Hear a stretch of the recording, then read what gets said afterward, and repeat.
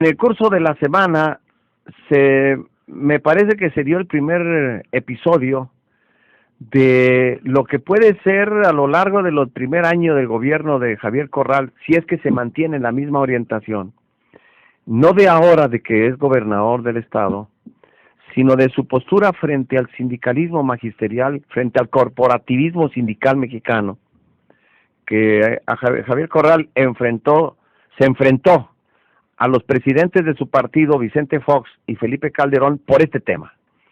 Y a lo largo de esta semana, en cuanto aparece el nombramiento de Manuel Arias como director de los servicios educativos de Chihuahua, y además se empezó a rumorar de nombramientos de otros funcionarios en la Secretaría de Educación, de Carlos González, por ejemplo, Sí.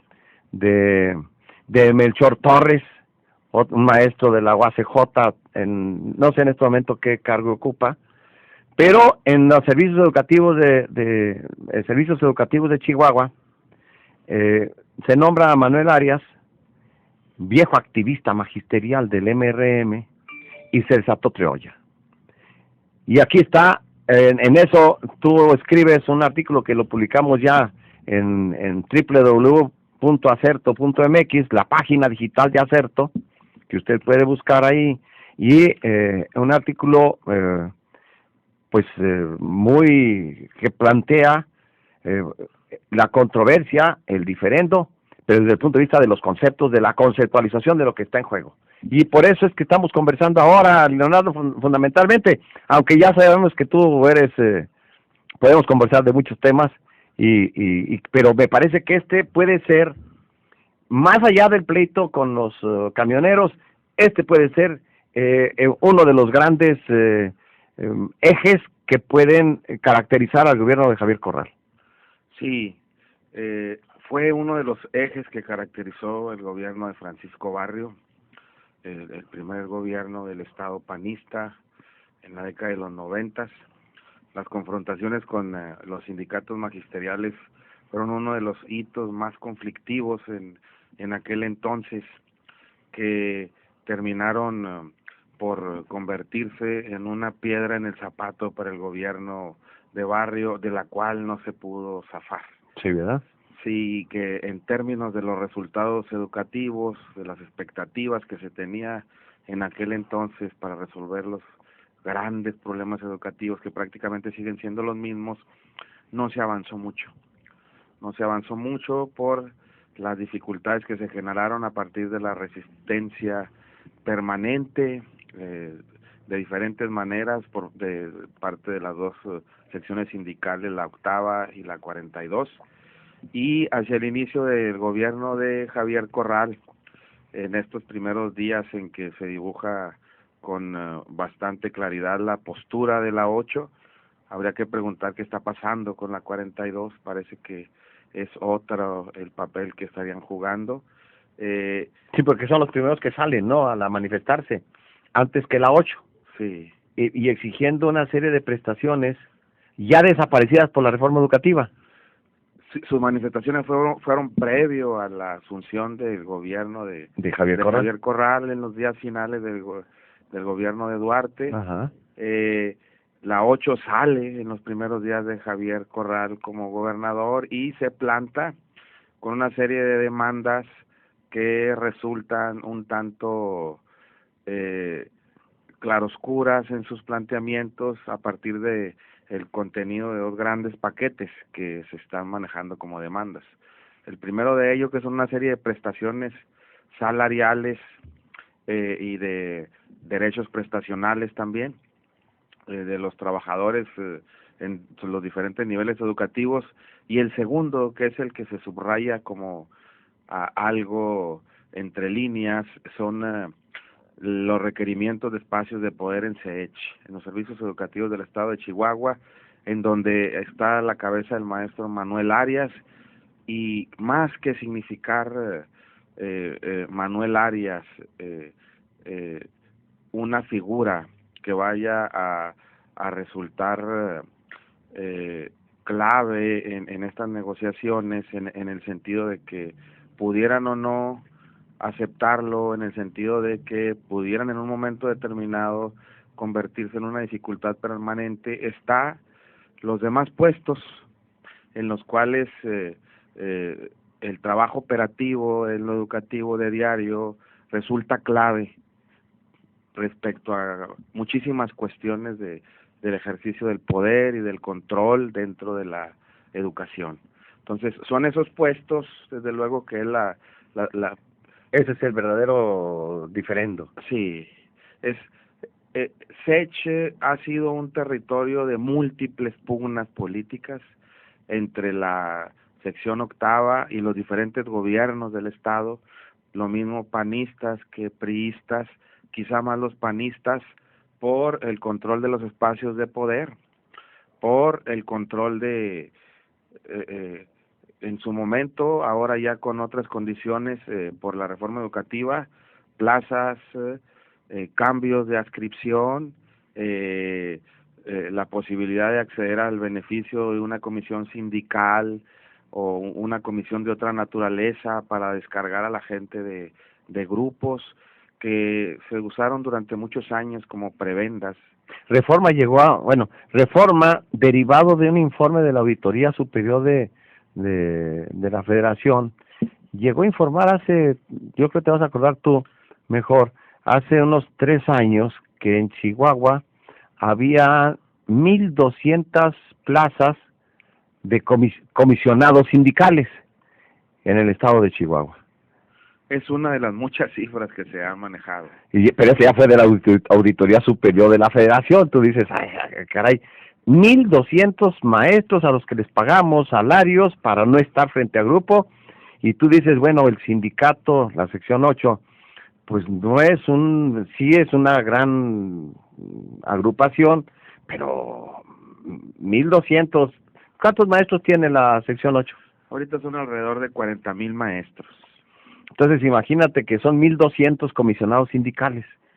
Bueno, que eran, ya creo que ha disminuido eso. Un gran ejército que en su momento se constituyó por cientos, por miles de maestros o trabajadores de la educación disciplinados a las exigencias de la organización sindical en todo momento a disposición de y para lo que fuera. Para lo que fuera.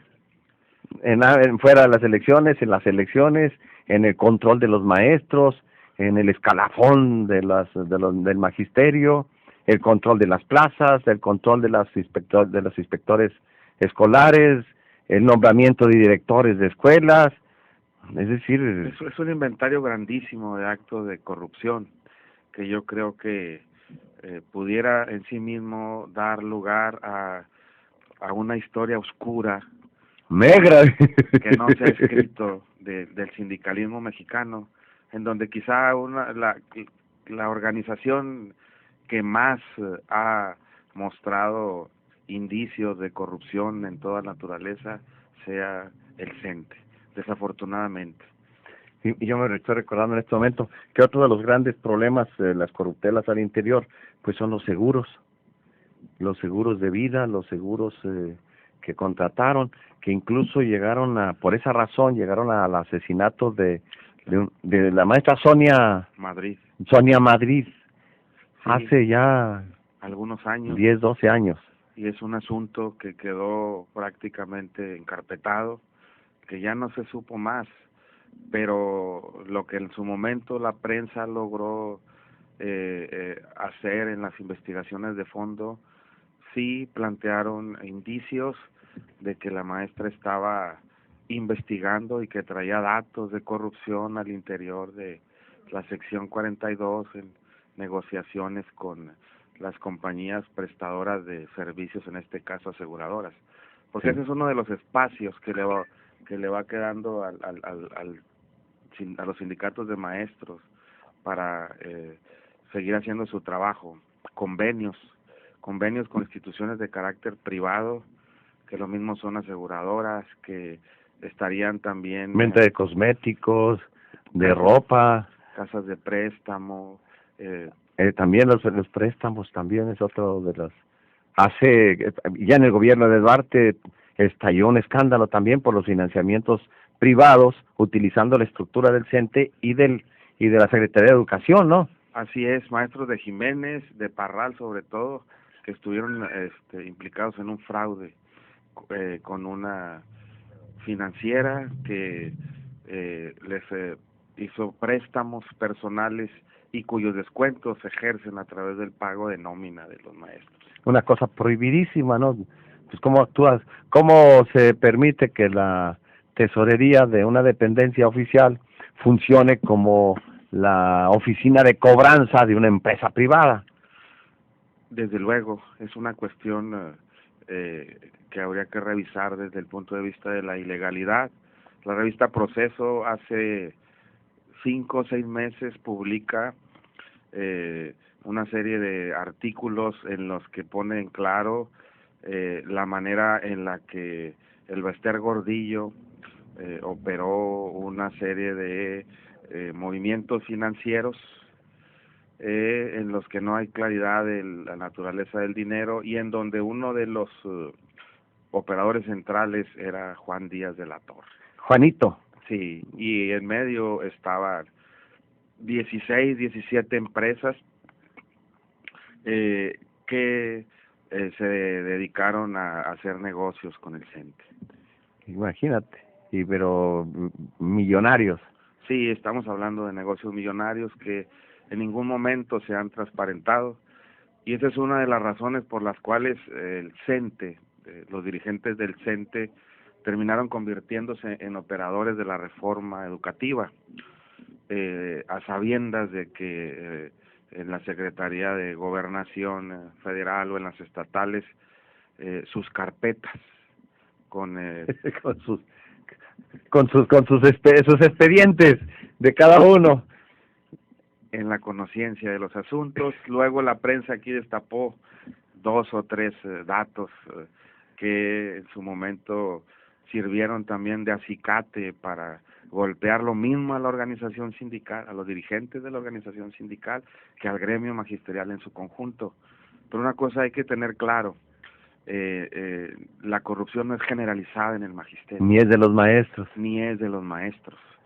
La corrupción estaría perteneciendo a un orden de otra naturaleza, estructural, del sindicalismo mexicano, del corporativismo mexicano, que todavía respira con mucha fuerza y parece que por años estaría sobreviviendo lo que le toca.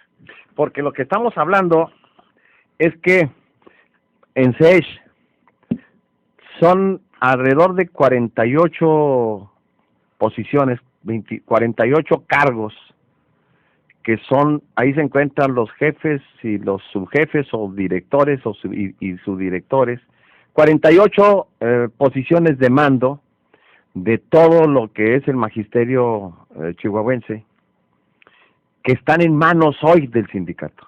Todavía. Y que ese ha sido el meollo de la discusión, porque las otras demandas, según lo que nos han informado y lo que hemos visto, pues las demandas de carácter económico, hasta el gobernador Corral les dijo, bueno, pues si todo lo que es de los maestros y que esté de acuerdo con la ley, pues entonces lo vamos a cubrir, se trata de dinero. Pero lo otro, que es exactamente, es el centro de la discusión, son 48 posiciones, de las cuales dependen los 40,000 maestros o el personal sindicalizado, y también los de la 42 también, ¿no? Estos pertenecen directamente a la Secretaría de Educación, ¿no? Es en la Secretaría de Educación directamente, es una negociación que en un momento determinado se maneja aparte. Es otro paquete. Es otro paquete que también ahí pues va a ser la discusión de a quienes están nombrando en los puestos de la conducción, yo le llamaría así, a ver, Leonardo, de la conducción y la operación de la educación en el estado de Chihuahua.